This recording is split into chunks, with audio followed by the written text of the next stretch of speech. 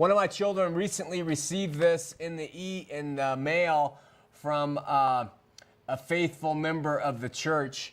And what it says here, it's an insert of Joseph Smith's picture. And I think we're picking that up. Look at that beautiful thing. And there you see the golden plates, and there you see the temple. And below it, there's a quote.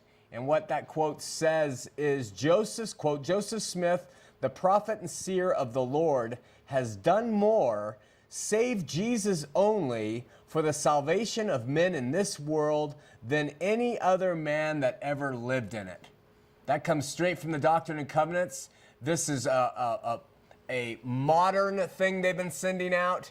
And so it shows you, they say we're Christian, we're Christian, we're Christian, and yet they still are holding this man up to no end. Aside from the obvious heinousness that this thing represents to Christians, have you ever wondered why the LDS Church believes it's necessary to constantly promote Joseph Smith to people? Constantly promoting him with stuff like this? Why do they relentlessly make people accept this stuff with these glossy presentations and this PR stuff? What are they selling? Isn't Jesus enough? Jesus Christ is not enough. He wasn't enough on the cross when he said it's finished. They've got to go and say things like that. I thought Jesus could deliver a gospel message that the gates of hell would not prevail against it, and people like Joseph Smith didn't need to step in and do what Jesus couldn't do.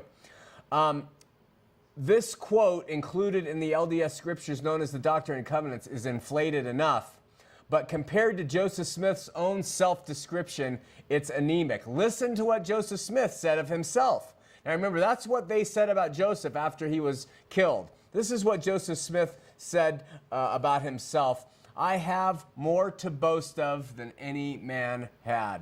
I am the only man that has ever been able to keep a whole church together since the days of Adam. A large majority of the whole have stood by me. Neither Paul, John, Peter, nor Jesus ever did it. I boast that no man ever did such a work as I. The followers of Jesus ran away from him, but the Latter-day Saints never ran away from me yet, end quote. Think I'm making that up? Go to History of the Church, Volume 6, page 408 and 409. These very words that were spoken by Joseph Smith could have easily have been said by David Koresh, or Jim Jones, or Sun Myung Moon, or L. Ron Hubbard, or that Poe dude in San Diego who got picked up by the spaceship when everyone offed themselves. But ask yourselves, would the Apostle Paul have ever said something like that about himself? Would the Apostle John have ever said anything about themselves that way? How about just modern guys like the Reverend Vernon J. McGee, or John MacArthur, or Chuck Swindoll, or Chuck Smith, or Billy Graham? Listen to the facts like those things that these men have said about themselves. And it really is Jesus, it's not Joseph. And I hope you'll take that to heart.